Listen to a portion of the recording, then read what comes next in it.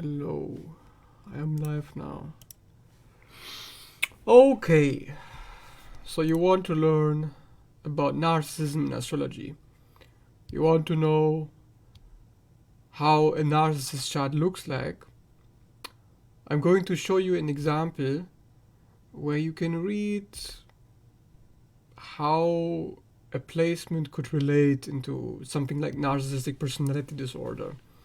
Because obviously there's not a single placement that can tell you that. But if you have a number of indicators, at least 3, talking about the same thing, if placements are focusing in a certain area, it can give you a hint. It can give you a chance that maybe what you're looking at is a certain pathology. In this chart you can see this is the chart of one who cannot be named because they block me if I use that name. But you can see the Chancellor of Germany, World War II, that is his chart. As you can see, he has most of his placements in the 7th house and the Libra Ascendant. Now isn't that weird? Why would somebody be a sweet little Libra kill millions of people? Isn't that curious? Actually, it's not. And I'm going to tell you why and how this works. So, the thing is, with this person, the Chancellor of Germany, World War II, he killed millions of people, and he did it by pretending to be somebody that he is not. He was a narcissist in all respects, a psychopathic narcissist, because he was very efficient. He knew what he had to do. And the thing is, if you want to understand how to read narcissism, you have to understand where narcissism comes from. In astrology, it's connected to the following keywords. Malignant detachment, so that would be too much air in the chart. So, does this apply? Yes. He has most of the placements in 7th house, air element house, Libra Ascendant, Uranus on the Ascendant. Plenty of air. Check. Number 2, being objectified. Does he have a lot of objectification indicators? Yes. Lots of Taurus and Libra. Most of his placements are in Taurus. He has both of them prominent in the chart. So yeah, plenty of objectification. So as I'll be talking about those traits, I will be writing them down so you can keep track. So first, malignant detachment. Too much air. 2, objectification. Treating people as tools. Too much Venus. Yeah, Venus. Libra, Taurus, too much Venus. So what's next? Now you can see his chart again. And if there's too much selflessness, if the focus is too much on other people, so dependency is the next keyword. Dependency you can see based on most planets are in the 7th house. Triple check. So you write it down. Number 3, dependency. Okay, so 7 air element houses. Sorry, air element. I don't have anything against you. But also water element above the horizon. The DC for newcomers, if you don't know what the horizon is. Above the DC. Okay? Where are most of the planets? Correct. Above the DC in the 7th house. So you have also Libra Ascendant, even more dependency. It's the hardest of the Ascendant simply because there's no self. It's the opposite of Aries Ascendant, which is exalted. Libra is the worst ascendant you can have because it puts all the houses into its opposite sign. First house, Libra.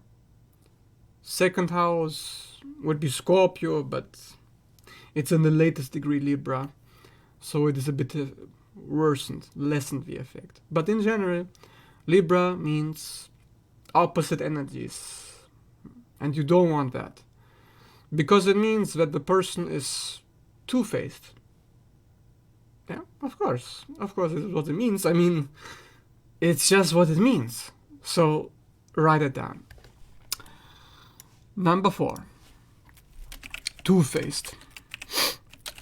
So having opposing energies.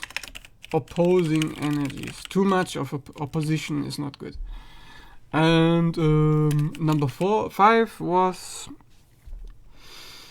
what was it again? What was number 5 again? Sorry, I'm kind of slow right now.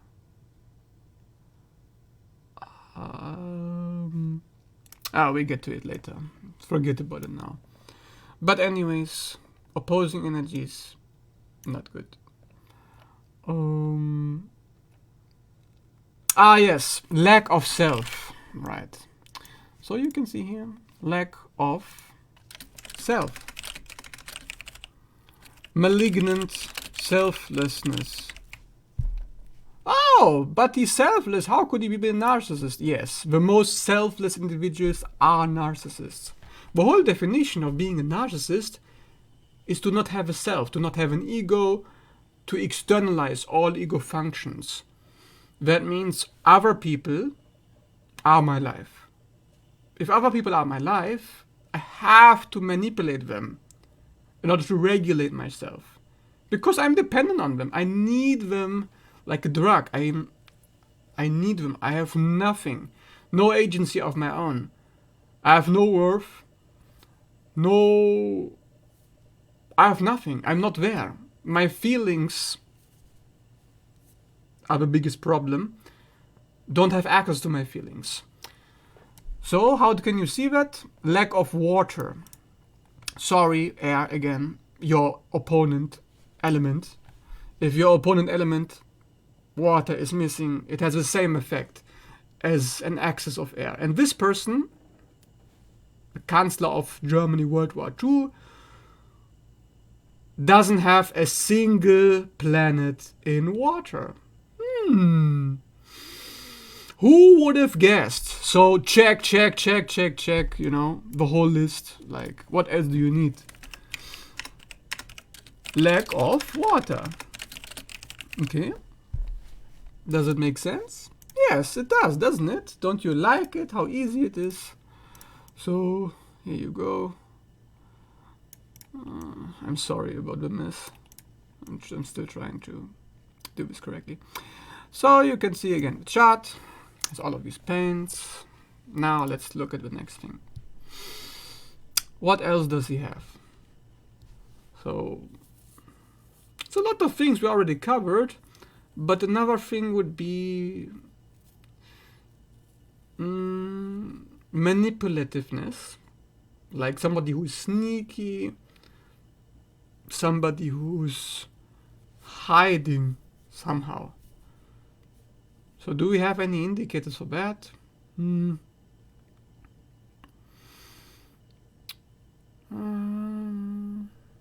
Moon is in Capricorn, obviously is not the best placement, but that's not really about hiding. Usually there should be something on the midhaven, but here it is not. Not really. Okay, so he doesn't have that, but he doesn't really need to anyways. However, if you look at the houses, which are the houses in which you are the most visible? First house, empty. Fifth house, empty. Ninth house, North Node and Chiron, which actually weaken that house, because it means he has not developed what he needs in that house. So the visible houses, fire element houses, the self houses, empty. Oh, but Narcissist has the most grandiose inflated self. Correct? Why? Because he needs to compensate, obviously. There's no self. So you got to create one. And here, the North Node in the 9th house is about authenticity. Making your own experience, going through something where you teach from yourself. Of course, he didn't do that. So, what did he teach? He taught racial eugenics, something completely made up, something artificial that doesn't exist. So, of course, he did not reach the North Node in that regard. Also, North Node in Cancer, which is about feelings, authentically bringing those feelings out through the 9th house of expansion, expanding on those feelings. Blocked, because North Node means is not there yet. Chiron means has failed to go there even if he tries. So there's the next point also covered. Lack of fire, or fire houses, or yeah, that's enough. That's good enough. Lack of fire, lack of water. Why those two? Why not lack of earth? Because earth is material realm. It's objects. It's not people. And air is also not people. It's ideas. It's people only in terms of interacting with them, but not inside them. It's superficial. Sorry, element. I'm not trying to insult you, but that is how it is. So you have everything. You have a whole list. And once you have at least 3 points on this list, then you can say, okay, I'm dealing with a little bit of a problematic connection here. But of course, if you want to determine if your partner or your coworker or your friend or your family member is a narcissist, you'll have to make this checklist. Check, check, check. How many checks are there? To be sure, I would say at least 50%. But to make it easier for you, you can add more to the list. Which planets? Okay, there's also planets that narcissists favor, that give these keywords like detachment, objectification, dependency. Uranus, Venus, Neptune, Pluto. 8. Prominent. Uranus, Venus, Neptune, Pluto. Why not Saturn? Because Saturn deals with reality. Narcissists don't deal with reality, so why would they have a problem in Saturn?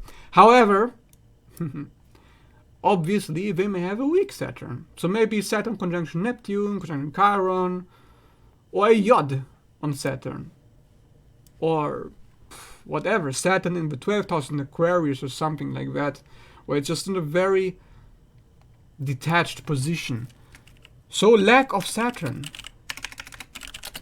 Any other planets that would be good for a healthy person to have, so they don't end up being a narcissist? Lack of Mars.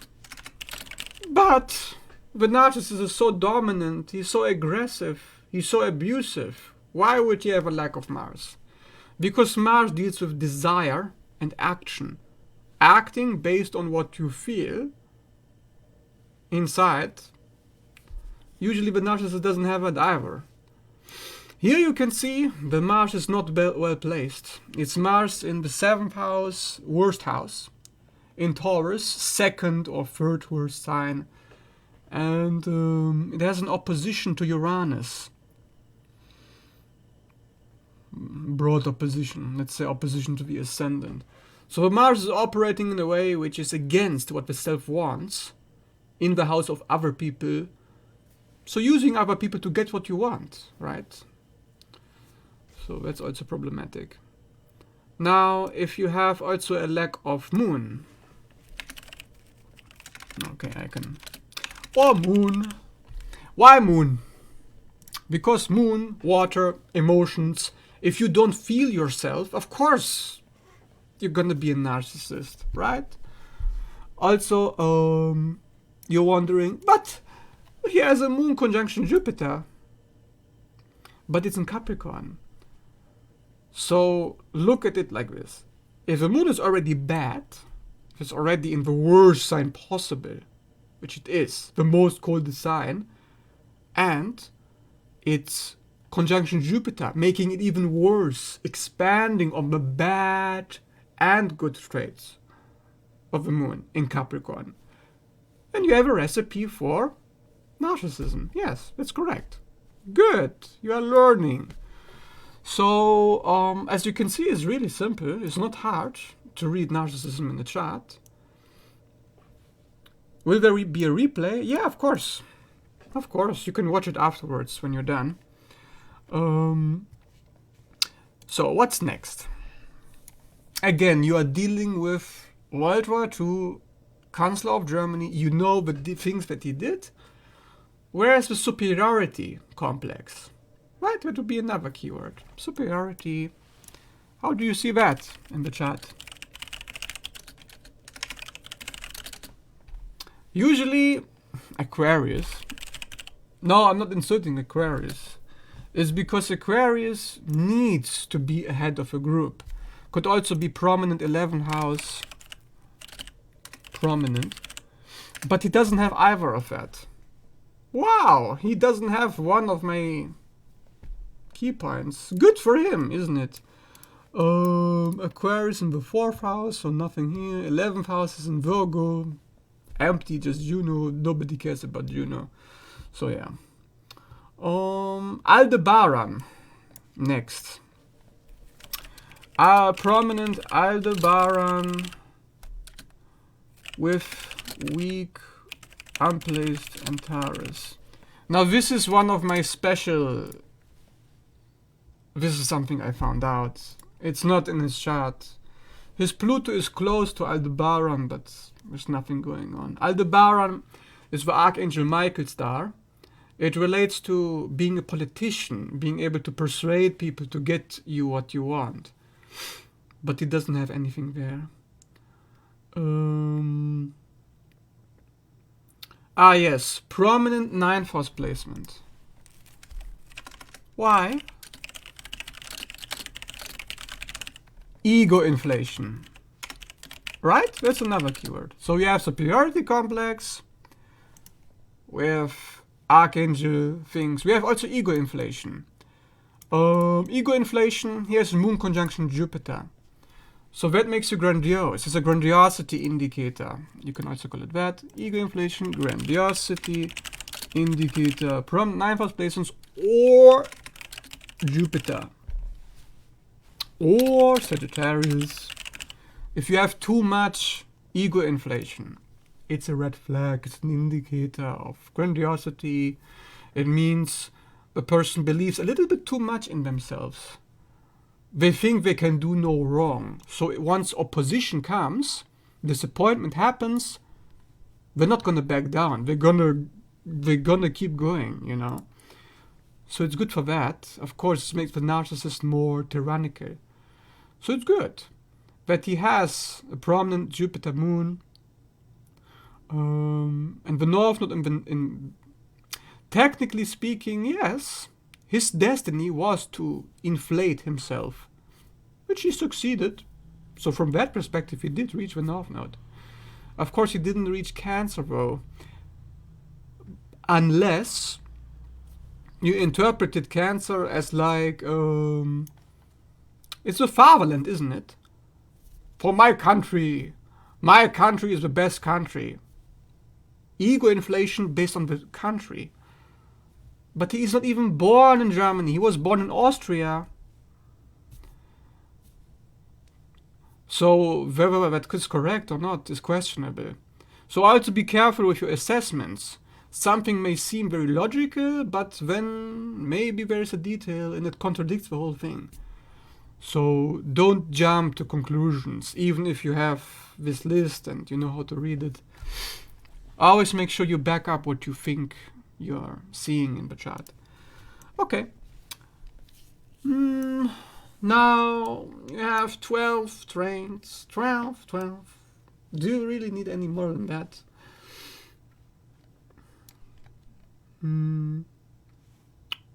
Okay, I give you more than that. Now, these green lines you see, these are tension indicators. If you have a triangle, it means it is a yacht. But this person doesn't have a yacht, doesn't have a finger of God, is what it's called. He only has Quincunx green lines. The green line between Uranus and looks like Venus. Either Venus or Mars. Not sure.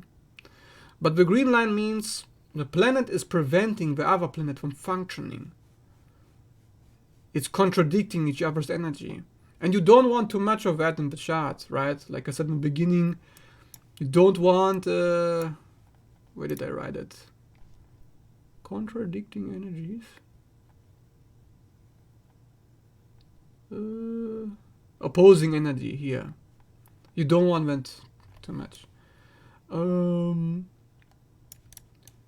You have also the moon with Pluto.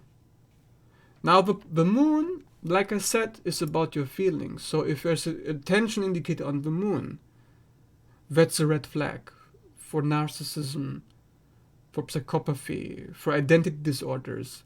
If you're thinking about where an identity disorder comes from, it comes from the person dissociating from a key aspect of a personality that is at the root of their being.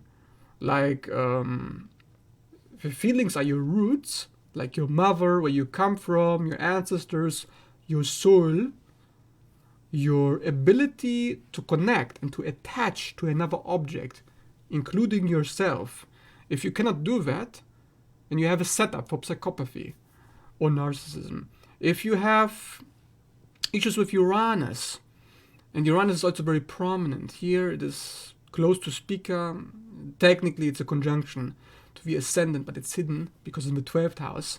If you have that, then it can make that person detached from that aspect. So here it's a kind of detachment or evolution of the outer image, the self-image. So problems with the self-image,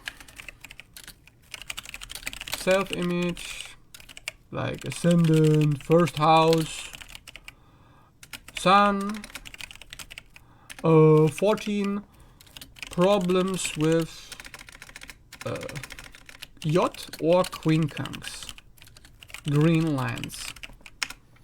Too many of the green lines you don't want. You also don't want too many squares or oppositions, but they're not reliable indicators, so I'm not even going to mention them. What about ego inflation of the blood type? What? Ego inflation of the blood type?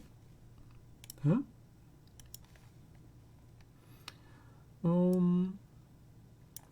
Anger problems. Right? All narcissists have anger problems. All psychopaths have a lack of self-control. So you can also add that to the list. Sorry. It's just getting jam-packed now. 15.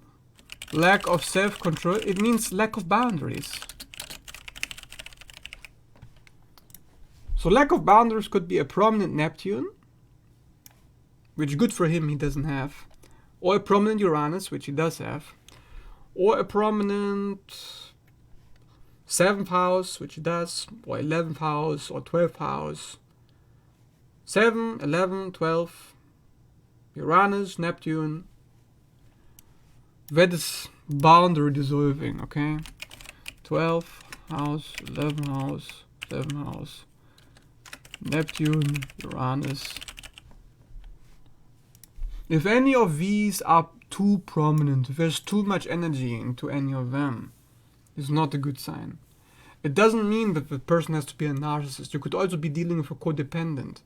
It simply means they are spending way too much time thinking about other people, what they think, and what they, how they are judged by other people.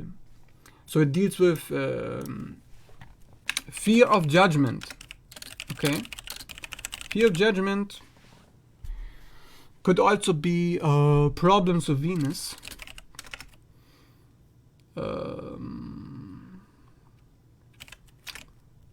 It could also be broken masculinity or femininity.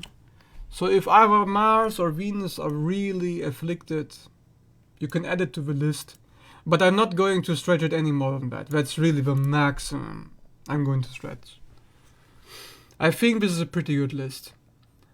If you're looking at the chart, like I said, if you have 50% of this, 50% or more, and you are dealing with something not good, not good, okay? Doesn't have to be a narcissist, but you don't want the things on this list. Try to have as few of these as possible. So what if you see yourself on the list? What if you see lack of water? What if you see lack of fire, opposing energies, objectification, a lot of Taurus, Venus, Libra? If you see a weak Saturn, Saturn Neptune, or Saturn Yacht, or if you see lack of firehouses empty, 9, 5, 1, what then? Then you know what to work on. Then you know what the problem is. And then you know it has to deal with the fact that the person is not channeling the energy into independence. That's what it is, really. Narcissism, it's just dependency on other people. Making your whole life dependent on an image that you need to maintain. Image means how other people see me. How other people see me, that's all that matters to the narcissist. Reality doesn't matter, feelings don't matter. Other people, supply, good. I am accomplishing something in the eyes of others. I am somebody. I'm good. I'm a good object. The narcissist is chronically depleted. He requires constant admiration, constant adulation. He needs people to tell him, to confirm that he is a good noodle. And he was not a good noodle, then he's gonna manipulate people and he's gonna try to do whatever he can because he's depleted. He's starving. He's thirsty for water, lack of water. He's thirsty, he's hungry for fire, lack of passion, lack of life force. He's up in the head, he's stuck in the air. And maybe in the earth a little bit, but not really, not necessarily. So if you have too much earth, it doesn't mean that that's bad, but it could make you rigid, okay? Let's add rigidity to the list. Rigidity, too much earth, or I don't know, just too much rigidity. Okay. I guess nobody wants a mini reading. Okay. So that is basically it for you. I hope you learned a little bit out of this lesson. And if you did, please leave a like and subscribe. And thanks for watching. Bye.